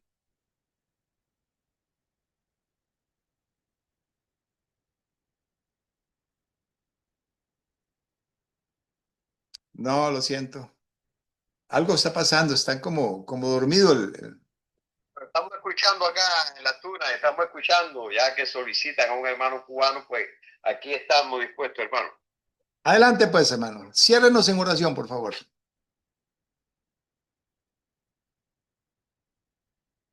Francisco.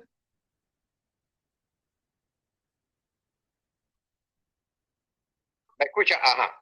Ah, Amantísimo Padre Celestial que estás en los cielos, santificado es tu nombre, Dios. Te damos las gracias por este tiempo que hemos estado participando de este estudio excelente, Dios, donde una de las cosas importantes, Padre Celestial, fue que tu Hijo Jesucristo, pues, hizo el propósito y tuvo el propósito de mostrarle al mundo tu característica, tu gloria, tu presencia, y dijo con estas palabras, y esto significa vida eterna, que te conozcan a ti y a tu Hijo Jesucristo, al cual tú has enviado. Qué bueno que esta clase han cumplido el objetivo que los maestros se han trazado, y la intervención de la hermana también ha sido excelente, de una manera muy espiritual y muy conocedora de la palabra del Señor. Ha sido para nuestro beneficio, para todos los que estamos aquí instalados. Muchas gracias, Padre, porque hemos visto que ha habido esfuerzo de parte de los maestros y también, pues, interés de parte de los estudiantes, Señor. Muchas gracias porque preparaste a los maestros y preparaste también a los estudiantes para este tiempo, que es de un gran beneficio, porque nos prepara a nosotros para estar cada día mejor preparados espiritualmente, teológicamente, para seguir predicando tu palabra, para seguir anunciando el reino, para seguir evangelizando, Señor, para seguir aconsejando a nuestros hermanos, enseñándoles verdaderamente qué es lo que Dios quiere que las personas conozcan, llamando al arrepentimiento, Señor, que creciendo, que crezcan las congregaciones en el mundo entero, Padre Santo, y llamando, ¿por qué no también, Padre Celestial, a toda la unidad de la Iglesia de Cristo en Cuba y en el mundo entero, Señor? Gracias para los maestros, para sus familiares. Gracias, Señor, porque ellos también se apartaron de su tiempo de familia para participar de este estudio. Gracias por los hermanos que están conectados, que también hicieron esta parte para sus beneficios espirituales. Muchas gracias, Señor. Nos despedimos de ti, de tu presencia. Nos despedimos de ti, Padre Celestial, en este momento, pero jamás de tu presencia, Señor. Jamás de tu existencia nos separamos, Señor. Llévanos a nuestros hogares, llévanos, Padre Celestial, a nuestras tareas diarias y cotidianas, Señor. Muchas gracias y prepáranos para el próximo encuentro, Señor. Muchas gracias, Padre Celestial, en el nombre de Jesús. Amén. Amén. Hermanos, antes de romper filas, solo para avisarles que de hoy en 8 se suspende la sesión. Reanudamos de hoy en 15 con la sesión número 6, de hoy en 15. El motivo es que vamos para Nicaragua, Dios mediante, a reunirnos con Juan Carlos para algunos temas ahí que vamos a resolver para matrimonios y clase para niños, para maestros de escuela dominical de parte de Roxana. Así que gloria a Dios por todos ustedes. No se olviden de leer el material, ¿verdad? Por favor, leer el material. Ahí en ese capítulo 5 hay muchas enseñanzas muy buenas. No se abarcaron hoy. Hoy no se abarcó todo el material. No es la idea esa, que el material se abarque todo en una sesión. La idea es que el material ya lo traigamos leído, ¿verdad? Así que si no lo leímos, pues leámoslo, no importa, posterior a la sesión, para que así entonces podamos aprovechar todo el grueso de la enseñanza que hay ahí. Es increíble lo que dice la última sección acerca de cómo el Señor reina en la historia. Que reina, lo que pasa es que no lo estamos entendiendo y que hay una culminación, hay un desenlace. Y muy importante entender cómo el Señor lleva la historia hacia ese desenlace. Muy bien, gloria a Dios por todos ustedes. Estamos despedidos. Felicidades esta noche. Gracias, hermano. Buenas noches.